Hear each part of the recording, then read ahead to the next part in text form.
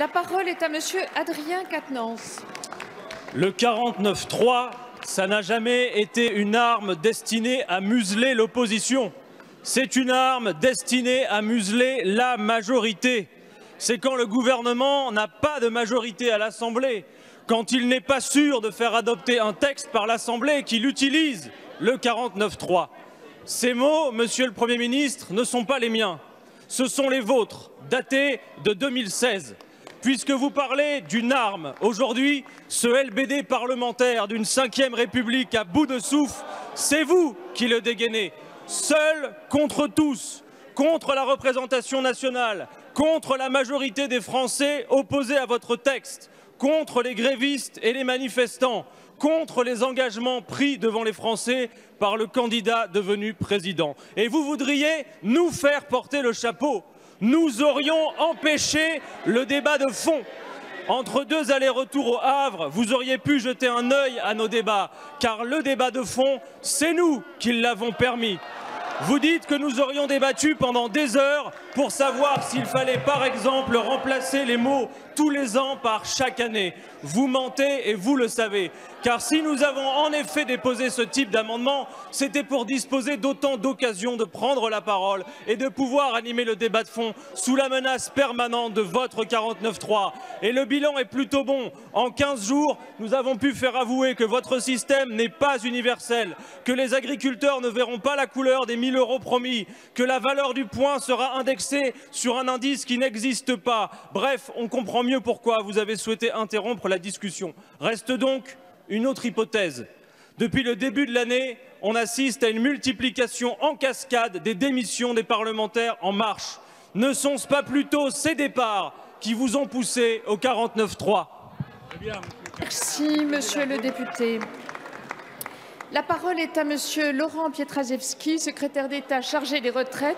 Ah non, monsieur le Premier ministre, pardon, l'information n'était pas la bonne.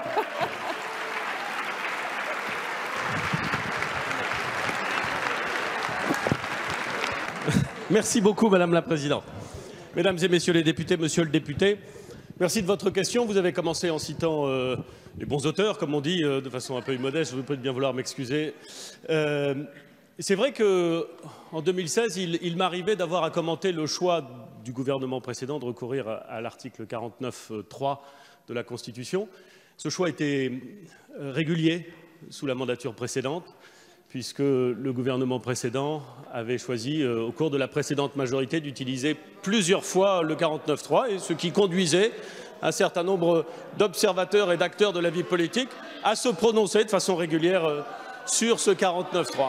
Vous savez, monsieur le député, que le 49.3, c'est vrai, parfois, est utilisé comme un instrument qui permet de faire passer un texte lorsque sa propre majorité pourrait être regardée comme relative ou fragile.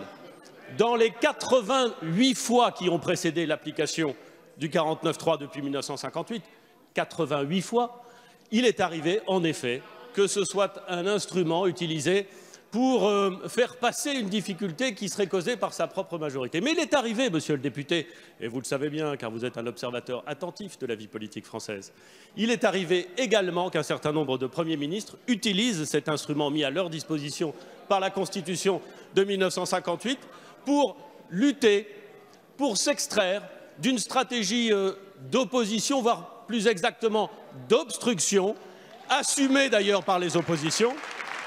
Je me permets de vous renvoyer, monsieur le député, à ce qu'avait fait un Premier ministre en déposant le 49.3, en faisant jouer le 49.3 avant même le début du commencement de l'examen du texte à l'Assemblée nationale. C'est arrivé. Et je vous renvoie également à ce qui est intervenu en 2003 à l'occasion de la discussion sur le mode de scrutin pour les élections régionales. Autrement dit, comme disent les juristes, il y a un précédent. Et c'est tout à fait dans cette optique que nous nous sommes placés. Vous pouvez prétendre, monsieur le député, et après tout, je ne peux pas vous en vouloir, vous pouvez prétendre que discuter de savoir si analogue doit être remplacé par rapport à similaire ou similaire remplacé par rapport à analogue. Vous pouvez discuter de savoir si chaque année est plus intelligent pour parler des retraites des Français qu'annuellement. Vous avez le droit, c'est vrai.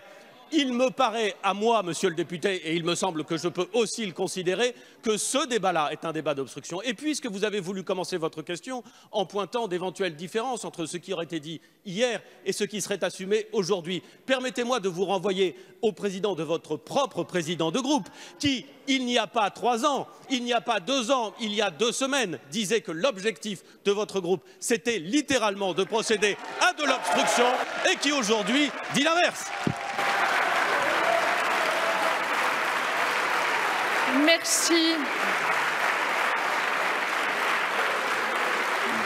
Merci, Monsieur le Premier ministre.